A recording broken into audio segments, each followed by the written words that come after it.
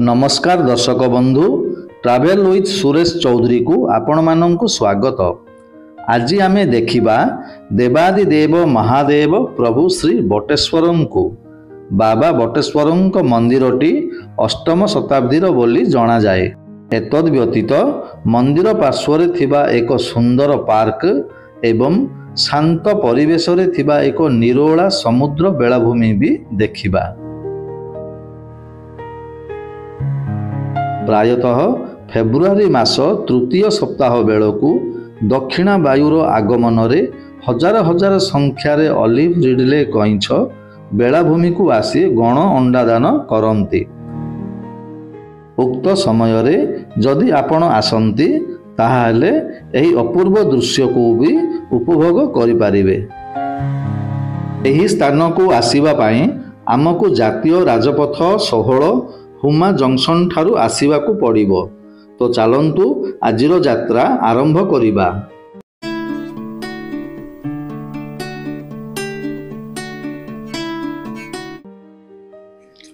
आपण देखुछंती national highway 16 Huma junction, जहाँ गंजाम जिले में अवस्थित।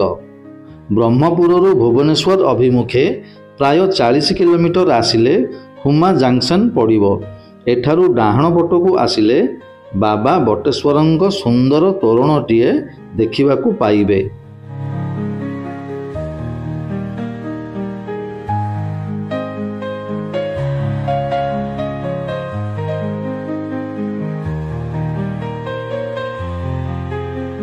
एही रास्तारे कंटियागड़ ग्राम देई प्राय 9 किलोमीटर आसिले बाबांको मंदिरटी पड़िबो।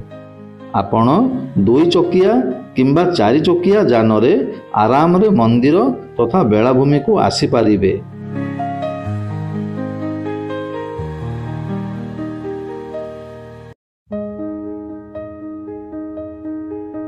मंदिर को आसीबा पई सरकारी किंबा बेसरकारी स्तर रे कौनसी जानवाहन व्यवस्था नहीं।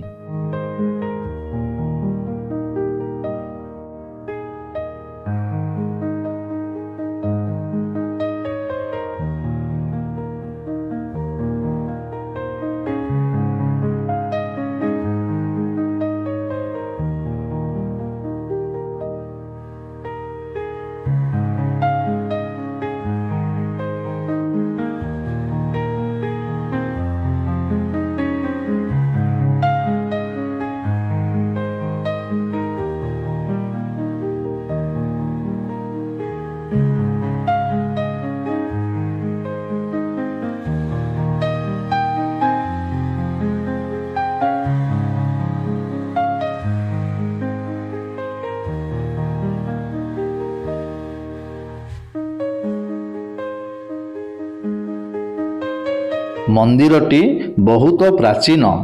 प्रत्नतत्व विभाग और इतिहासकार मानंक पाई मंदिरटी एक रत्न सदृश्य।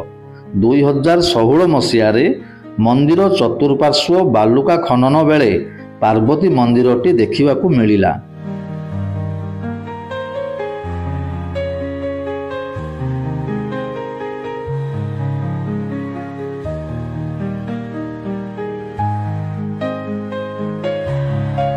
मंदिर कांथरे देवनागरी एवं कुटिल भाषा रे अनेक शिलालेखा देखिबाकू मिले। मंदिर भितरे एवं बाहर कांथरे अनेक पत्थरर मूर्ति तथा कलाकृति सबू अछि। वर्तमान मध्य अनेक पुरातन तथ्य लोकलोचन को आसीपारी नहीं।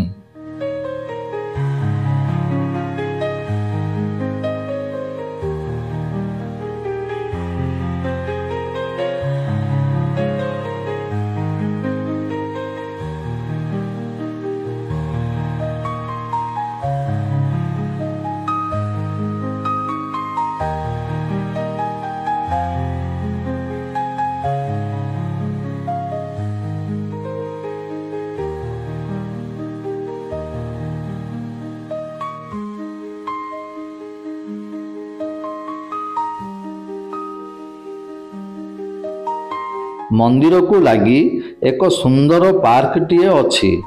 ସବୁଜିମାରେ ଭରପୁର ତଥା ଶିଶୁମାନଙ୍କ ପାଇଁ ଅନେକ ଖେଳ ଉପକରଣ ଉପଲବ୍ଧ ଅଛି।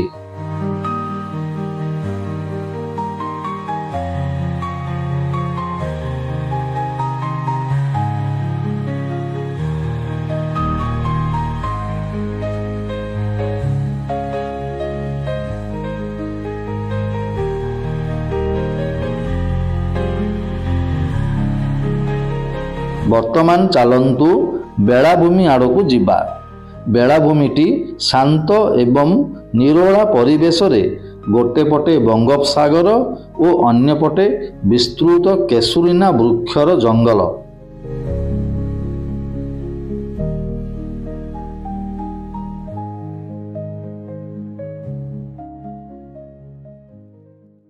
ପରିବାର ଓ ବନ୍ଧୁବର୍ଗମାନଙ୍କ ସହ ବଣଭୋଜି ପାଇଁ ବିସ୍ତୃତ ସ୍ଥାନ ଅଛି।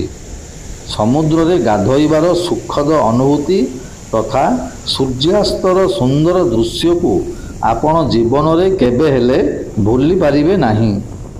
ହଁ, ସଙ୍ଗରେ ଯଥେଷ୍ଟ ପିଇବା ପାଣି ଓ ସ୍ନାକ୍ସ ଧରି ଆସିବେ, ଯେହେତୁ ସେସବୁର ସୁବିଧା ଏଠାରେ କମ୍ ଅଛି।